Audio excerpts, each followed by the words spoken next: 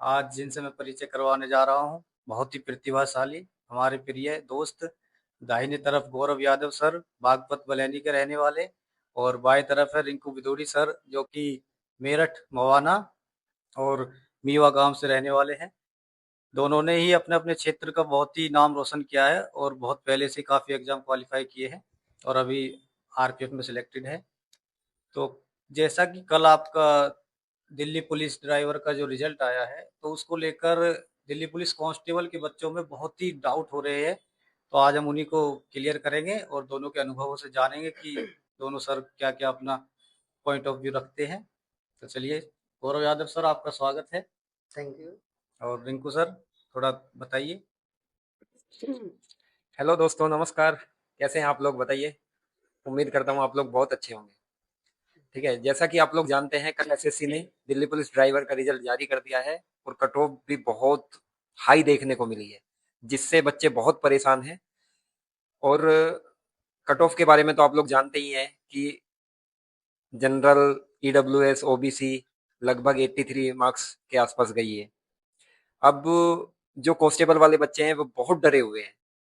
उनको पैनिक होने की जरूरत नहीं है, क्योंकि मैं बता देता हूं कि कांस्टेबल का जो एग्जाम का लेवल था और ड्राइवर के एग्जाम लेवल में धरती आसमान का अंतर है। उसमें जो उसमें जो इजी शिफ्ट का एवरेज मार्क्स है ड्राइवर में, वो लगभग 72.4 के आसपास है। और कांस्टेबल में जो इजी शिफ्ट का एवरेज मार्क्स है वो 57 के आसपास है। तो आप लोग देख सकते हैं कि कितना बड़ा अंतर है दोनों एग्जाम में। तो दोस्तों, अब मैं बताना चाहूंगा कि कांस्टेबल की कट ऑफ लगभग कितनी जा सकती है।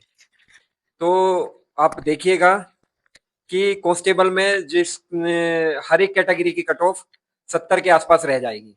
बताइए आप कि अभी जो कट ऑफ आई है, ठीक है, हाई लग रही है क्योंकि बहुत ही अच्छे अच्छे यूट्यूबरों ने, जो हमारे कोचिंग है संस्थानों ने बताया, तो उसके लेवल को देखते हुए बहुत ही हाई कट ऑफ रही है। आपको क्या लगता है, जो अभी दिल्ली पुलिस कांस्टेबल रिजल्ट आने वाला है, उन बच्चों को जो डर है उनकी कट ऑफ को लेकर आपकी क्या राय है? हाई जाने का सबसे बड़ा रीजन है, एक तो वैकेंसी कम है, और जितनी थी उससे भी कम कर दी गई। अभी लगभग 737 वैकेंसी थी किसमें, ये ड्राइवर में? ड्राइवर में। अच्छा, वैकेंसी हाँ, कम है। वैकेंसी कम है, जिसमें 737 वैकेंसी नोटिफिकेशन में आई थी और अभी 660 वैकेंसी है। तो लगभग वैकेंसी वैकेंसी को घटाया गया है। तो इससे बच्चों को पैनिक होने की जरूरत नहीं है, क्योंकि कट ऑफ हाई जाने का सबसे बड़ा रीजन है पेपर का लेवल का एक तो मिसमैच होना, और दूसरा रीजन है वैकेंसी कम होना। बाकी कोई ज्यादा बड़ा हेर फेर नहीं होगा कट ऑफ में। मिनिमम रो मैक्स होना चाहिए कि जो बच्चे फिजिकल की तैयारी करें, क्योंकि और भी एग्जाम रहते हैं, फिजिकल की तैयारी करके रिटन भी करना काफी टफ रहता है। तो आप किन बच्चों को भरोसा दिलाएंगे कि आप फिजिकल की तैयारी कीजिए और बाकी जो नंबर है वो अपने अगले रिटन की तैयारी कीजिए? अगर मैं बात करूं रो मार्क्स की, तो रो मार्क्स अगर जनरल कैटेगरी में कोई लड़का 67 68 मार्क्स ला रहा है रो मार्क्स, तो मेरे हिसाब से उसका फाइनल हो जाएगा। और ठीक है, ओबीसी वाला अगर 65 टू 67 लेके आ रहा है, वो उसके भी फाइनल के पूरे पूरे चांस है, क्योंकि टॉप ही बता दी इन्होंने, फाइनल। चलिए, बढ़िया है। नहीं, काफी एक्सपीरियंस है सर को, बहुत टाइम से जॉब भी कर रहे हैं और तैयारी भी कर रहे हैं, देख भी रहे हैं साथ में। और 50-60 लाख बच्चों में कम्पीट करके आए हैं, अभी आरपीएफ में सिलेक्टेड हैं, तो अनुभव भी काफी है उसको। मेरे हिसाब से तो वही है, जो स्टार्टिंग वाले होते हैं उनको थोड़ा ज्यादा नॉर्मलाइजेशन मिलेगा, और जो जिनका बाद में पेपर हुआ है उनको 1-2 नंबर कम का नहीं, नॉर्मलाइजेशन। नॉर्मलाइजेशन स्टार्टिंग और लास्ट का कोई सीन नहीं है इसमें। मैं बताना चाहूंगा गौरव सर को कि नॉर्मलाइजेशन जो है, जो एवरेज मार्क्स है ना शिफ्ट के, उसके ऊपर डिपेंड करता है। अगर आपकी शिफ्ट रैंक मित्रा के हिसाब से या कहीं भी किसी भी और प्लेटफॉर्म के हिसाब से आपकी शिफ्ट इजी लेवल की तरफ है, तो आपके नॉर्मलाइजेशन में घटेंगे नंबर। शिफ्ट कैसे डिसाइड होता है कि इजी है या मॉडरेट है, हाई शिफ्ट लेवल? जैसे कि जहां बच्चों ने अपना यूआरएल वो किया है, पेस्ट किया है, मान लो जैसे रैंक मित्रा हो गया, रैंक गुरुजी हो गया, या फिर कोई भी अदर ऐप है, अंकित भाटी सर का वो ऐप हो गया, उसमें अगर बच्चों ने अपना यूआरएल पेस्ट किया है, तो उसके हिसाब से पता चल जाता है कि एवरेज मार्क्स शिफ्ट का कितना है। नहीं, इसका भी फर्क पड़ता है, किसी का दिन फर्स्ट डे है, किसी का दिन लास्ट डे है, तो इस चीज में, इस बीच में जब पर डे बच्चा देखेगा एनालिसिस कैसा हो रहा है, किस तरीके से हाँ, हो रहा है, बाकी उस तरीके आप से, आप तो उस तरीके से फर्क पड़ता आप है। कुछ हद तक ठीक है, लेकिन मैं जो बोल रहा हूँ कि एवरेज मार्क्स का मेन फर्क पड़ता है, तो वो मेन चीज है। ये पहले दिन हो एवरेज मार्क्स बहुत ज्यादा है, वो तो खास नॉर्मलाइजेशन नहीं मिलेगा। मैं बोल ही रहा था, रिंकू सर को काफी नॉलेज भी है और एक्सपीरियंस भी है और तैयारी में लगे हुए हैं, तो एकदम सटीक लगभग सटीक कट ऑफ बता रहे हैं। जनरल हो जाएगी लगभग 67 से 68, ओबीसी 65 टू 66, फिजिकल का ना ये फाइनल बता दिया है।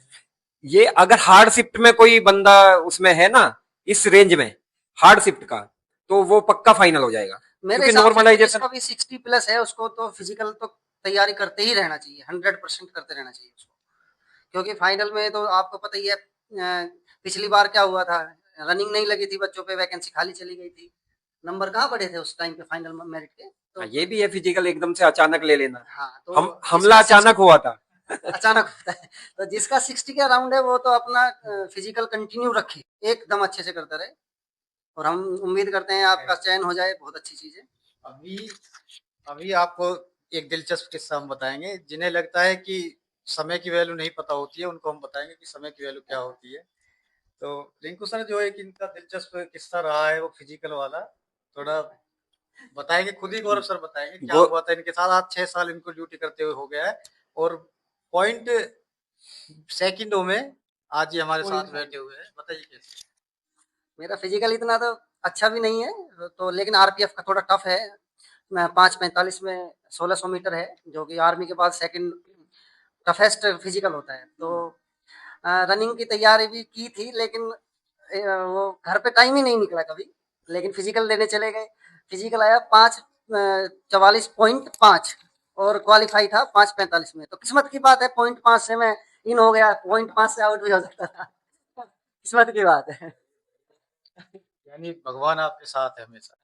बहुत बहुत ही रोमांचक बात बताई है इन्होंने कि मिली सेकंड का भी फर्क पड़ता है, ठीक है। इसलिए अगर कोई 5:59.5 में अंदर घुसेगा तो वो फिजिकल क्वालिफाई है, लेकिन अगर कोई 6 मिनट से 0.1 सेकंड भी ऊपर जाता है तो उसका मुश्किल है, मतलब हो ही नहीं पाएगा। मुश्किल क्या है, क्योंकि चिप लगी होती है। तो अब मैं सुमित सर से पूछना चाहूंगा कि आपको जो हमने कट ऑफ बताई है, आप उससे कितने सेटिस्फाई है? देखिए, सेटिस्फाई की बात यह है कि ठीक है, चैनल बता रहे हैं कट ऑफ, काफी अनुभव है उनको भी, लेकिन मैं आपसे पूरी तरह सहमत हूँ 101%। क्यों? क्योंकि ये खुद जो बता रहे हैं, ये खुद भी एक अभ्यर्थी है इस परीक्षा में, तो इसीलिए ये अपने अनुभव से, और मैं तो डेटा एनालिसिस करता ही हूँ, तो उसके आधार पे जो कट ऑफ इन्होंने बताई है एक्चुअल वही रहेगी। और अब से पहले भी बहुत कट ऑफ हम दोनों ने डिस्कस किए, तो वो हमेशा सेम ही रही है। तो खुद का अनुभव मान लीजिए या जो भी। क्योंकि बात वो है ना, जहां भीड़ होती है ना, उस भीड़ से थोड़ा सा ऊपर कट ऑफ होती है। बिल्कुल, ये चीज है कि जहां भीड़ होती है उस भीड़ से कट ऑफ थोड़ा सा ऊपर होती है। तो भीड़ सभी देख लेना आप, 60 to 65 ज्यादा भीड़ है, तो इसलिए 65 से ऊपर कट ऑफ जानी ही जानी है। बिल्कुल बिल्कुल। लेकिन जिसके 60 प्लस है उसको तो रनिंग करते हाँ, रहना रनिंग चाहिए, करते रहना चाहिए, क्योंकि पता नहीं चलता है लास्ट टाइम क्या हुआ था। क्योंकि क्योंकि नॉर्मलाइजेशन भी बड़ा फैक्टर रहेगा ना, रहेगा तो रहेगा इसलिए 60 प्लस वाले को तैयारी करनी चाहिए। जरूर है। बिल्कुल, ये चर्चा जो आपके लिए बहुत ही अहम रहने वाली है, तो आप इसे ध्यान से अपना, क्या फ़ायदा आपको मिलने वाला है और किस बच्चों को फिजिकल की तैयारी करनी है आपने बताया है बहुत अच्छे से, तो वो अपने फिजिकल की तैयारी करें और बाकी अपना जो है अगले एग्जाम की तैयारी करें। आपको बहुत बहुत शुभकामनाएं, और इसी तरह आपके बीच हम अपने अनुभव और जो भी चीज़ें आपके लिए बेस्ट रहेंगी वो लाते रहेंगे। तो सभी भाइयों को राम राम और धन्यवाद हमसे जुड़ने के लिए। दो शब्द और कहेंगे?